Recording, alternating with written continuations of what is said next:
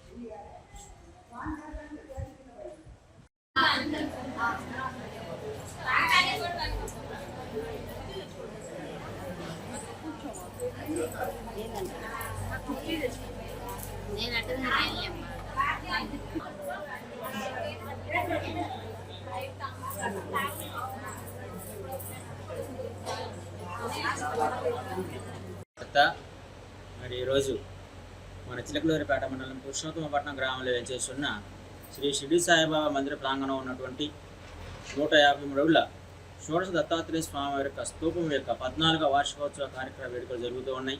అందులో భాగంగా స్వామివారికి పంచగవ్య పంచామృత అభిషేకాల కార్యక్రమాలు మరియు సత్యదత్వరథ కార్యక్రమంలో విశేష కార్యక్రమాలు పూజా కార్యక్రమాలు జరుగుతూ ఉన్నాయి. ముఖ్యంగా ఎవరైతే ఈ సత్యదత్వరథంలో కానీ ఈ స్వామివారి యొక్క అభిషేక పూజా కార్యక్రమంలో పాల్గొంటారో వాళ్ళకి సకల సౌభాగ్యాలు కలిగి ఆ దత్తసాయి సంపూర్ణ అనుగ్రహ ఆశీస్సులు కలగాలని చెప్పి కోరుకుంటూ అందరికీ కూడా నా దత్తసాయి దివ్యానుగ్రహ ఆశీస్సులు అందజేస్తూ ఉన్నాం. జయ గురుదత్త. మరి ఈ నెల 21వ తారీఖు ఆదివారం నాడు గురు పౌర్ణమి సందర్భంగా మరి బాబా వారికి విశేషంగా ప్రతి సంవత్సరం లాగా ఈ సంవత్సరం కూడా 2500 కేజీల ధాన్యం అంటే బియ్యంతో అభిషేక పూజా కార్యక్రమం జరుగుతోంది. ఈ యొక్క గురు పౌర్ణమి కార్యక్రమంలో జరిగేటటువంటి విశేష పూజా కార్యక్రమాల్లో కూడా భక్తులంతా పాల్గొని ఆ దత్తసాయి అనుగ్రహ ఆశీస్సులు పొందవలసిందిగా కోరుతూ ఉన్నాం. జయ గురుదత్త. శ్రీ గురుభ్యో నమః. ఓం సాయి శ్రీపాద గురువే నమః. సాయిరామ్.